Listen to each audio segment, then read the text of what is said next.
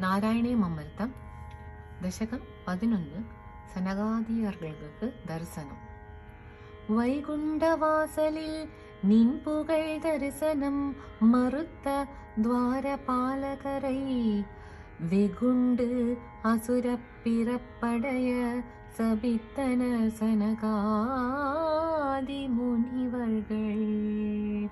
ஜெய விஜய எனும் அந்த காவலர்கள் பெருமுக காசியபர் புத்திரராய் பயமிலாசுரராய் ஹிரண்யாக்ஷன் இரண்யகசுபு எனத் தோன்றினர்.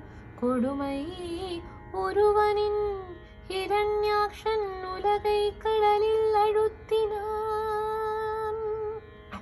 நெடுமால் நின்னுடன் போரிட ஆயுதம் திரித்து வந்தனனே.